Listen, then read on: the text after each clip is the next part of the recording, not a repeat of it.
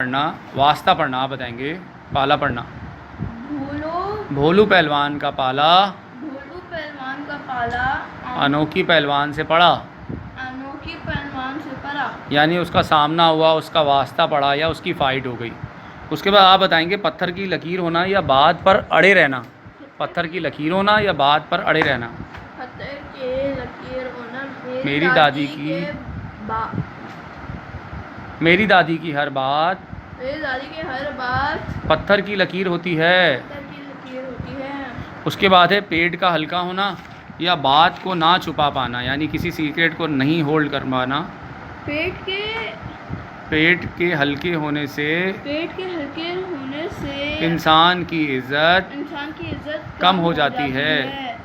اچھا جی، اس کے بعد ہے پھونک پھونک کر قدم رکھنا۔ پھونک پھونک کر قدم رکھنا یعنی کہ کیئرفل ہونا یا احتیاط کرنا۔